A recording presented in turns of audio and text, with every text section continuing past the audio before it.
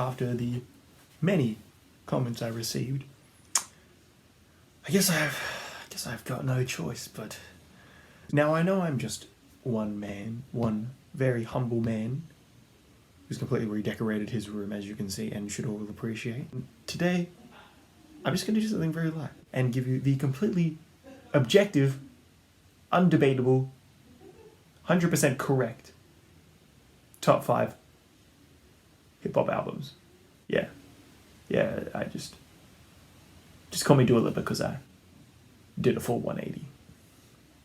Now, I will admit I am very guilty of being what's called a new head in the hip-hop genre. Weirds.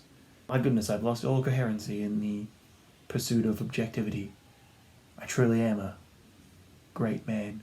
But my awesomeness aside, I will be giving you my personal top 5 of hip-hop albums.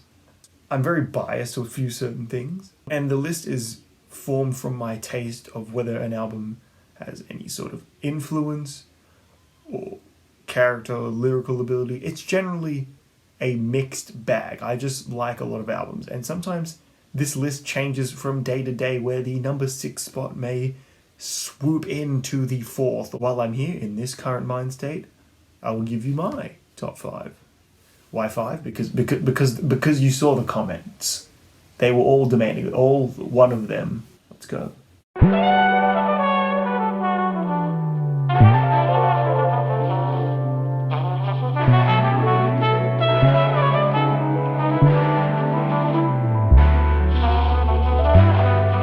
For number 5, I've got to get something that really pushed me into the direction of loving hip-hop and just having an appreciation for the genre, or even attempting to begin an appreciation for the genre.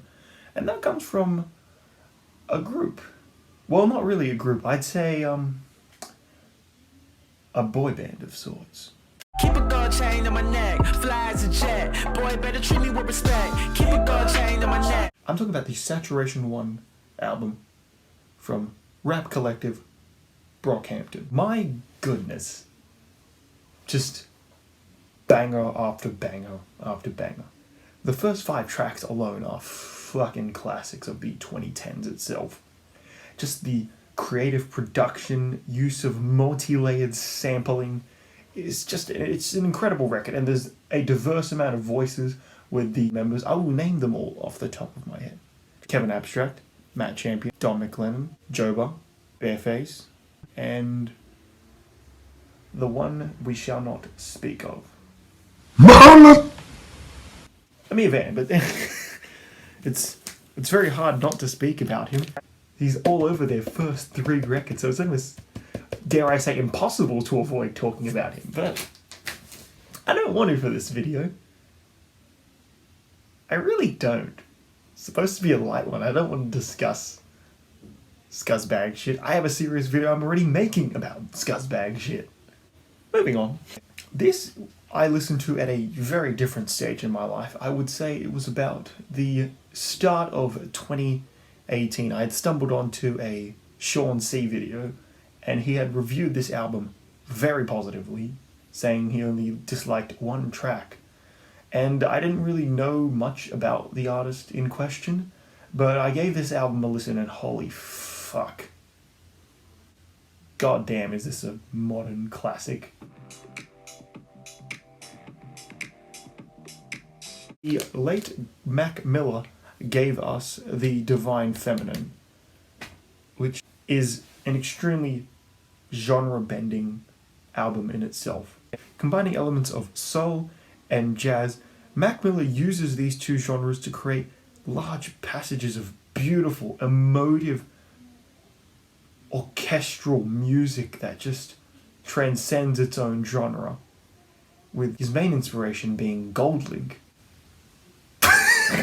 I'm kidding, but with Mac Miller's hand all over this production and other associates such as John Bryan, it really fleshes out an extremely tender record that's just really passionate, which is something that dominate hip-hop in the later years, but for Mac to pioneer with such an intimate record about his various loves There are moments of vulnerability on here, such as the opening track, Congratulations.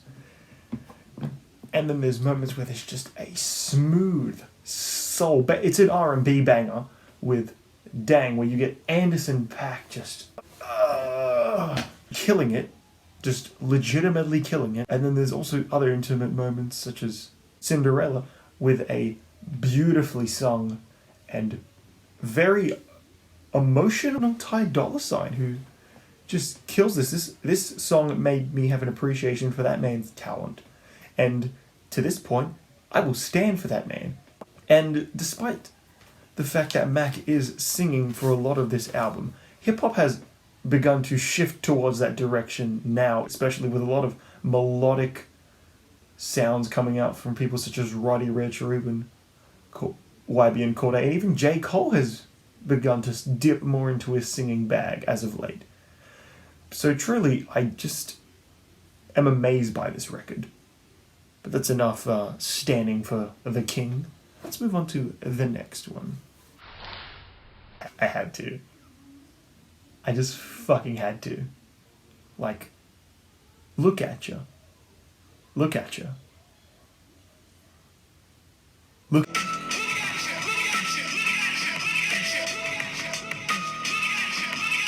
My Beautiful Dark Twisted Fantasy. With the censored cover, of course, because monetization in the future. This is just Kanye at his most Kanye. Yeah, I know, disgusting. Really, really gross. Now, I'm not the kind of person who's going to be like, I'm going to limit my list to one artist per thing. No. If I was doing that, it wouldn't just be, oh yeah, My Beautiful Dark Twisted Fantasy on top, then Graduation, Life of Pablo, Yeezus, and then Yay, because, that's an objectively stupid list for all hip-hop. There's more sounds than just Kanye. However, I will say, for a Kanye album that came out so early in the decade, it was a smash hit. From songs such as Runaway, which is just classics, and great features from people like Pusha T, and Rick Ross's best verse till this day, with some of the best instrumentals ever. I've listened to this record at least 20 times, and the instrumentals are still goddamn sonically perfect. Even songs that people don't like, such as Blame Game and Hell of a Life, are still phenomenal tracks with great instrumentals, awesome sampling from Kanye, and even then, there's just a serene sound. Even then, if there's something that doesn't work with the beat, Kanye's lyricism or flow and style will win you back. If it's not his lyricism, style, or flow, it will be the production that wins you back. The album holds no punches, and it is a true, beautiful punch in the face. And a fuck you, here's why I'm one of the greatest of all time. Now, you're probably wondering what I've picked, even though you can tell that it's missing from there, so I will just reveal it right now. I can't be alone. I've been starting to feel like I don't know anyone. So now I'm staring at my ceiling, fucking going. I ain't knowing no idea where I'm going. I'm a bit of a Tyler the Creator stan. That's my flower boy. Tyler the Creator is quite the story. From a person who helped reinvigorate the famous Eminem genre of incel rap in the early 2010s, came quite the unexpected turnaround in 2017 with an extremely intimate and open project where Tyler discusses his own self, his life, his struggles, his impending sadness of his fame and a lot of his life, as well as extremely beautiful, serene production from Tyler himself, who is all over this project all by himself, essentially. After years of mentoring under people like Pharrell Williams and Kanye West, he has created such a smooth, bubbly, and the only way to describe it unintentionally without being an extremely annoying self-parody and pun, flowery production. Just feels like a warm hug or a stroll on a spring day. And when Tyler wants to have bangers, we know who that boy and who him is. It's Tyler the Creator.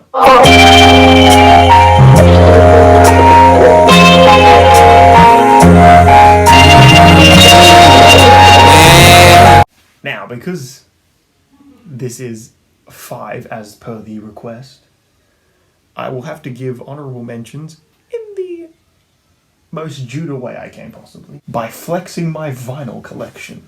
For Outcast, it's Stankonia, or the Love Below back there. They could be coming up close anytime soon. The Love Below sits between the 7th and 8th position for me. And I just gotta mention Stankonia because of Miss Jackson. Another honorable mention would come from Mr. Denzel Curry himself. The GOAT. A man who I'd have to say is purely the most listenable rapper out today because of how he manufactures his voice and his production around the sounds that he does, altering his tones and the general intensity of his voice. Another honorable mention would have to go to King Push back there and his album Daytona in 2018. It could get higher. I just need it to age a bit more because it's a classic to me. But this is the top 5 list because just Pusha T, Coke Bars, Never Get Old, Goes Hard, Kanye Production, Need I Say More.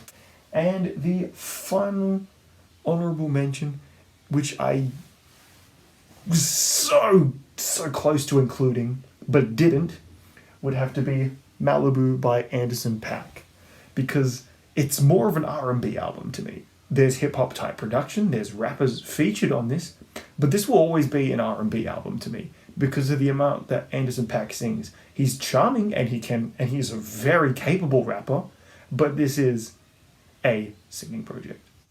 Side note, I forgot to mention Sabo's Care For Me album, which is a classic.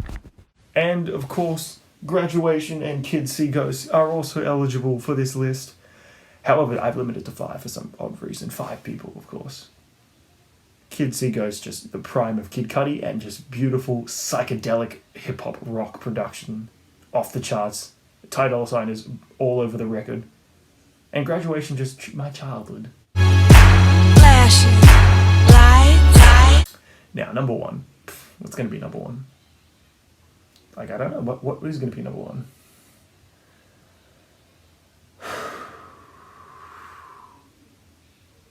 Well, I'm glad you asked.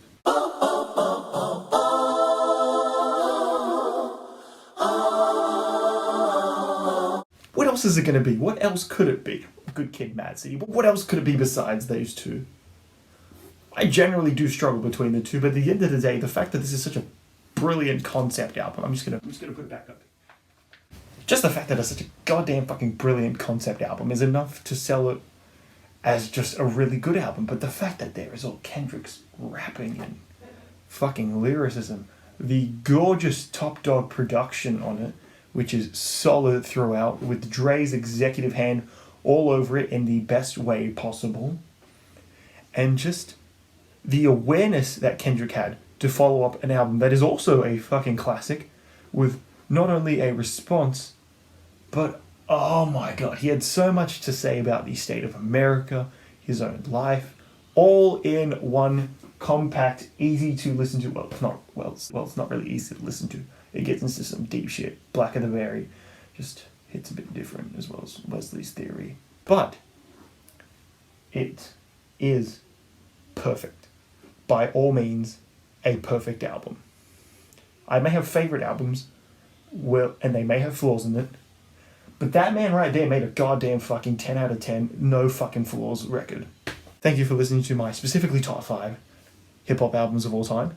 Next, we'll be covering my top 5 R&B albums, my top 5 rock albums, my top 5... What do you think, I'm some sort of war horse? I'm not doing all that work. Country albums, my top 5 soul albums, my top 5. And yeah, Country. thank you for watching.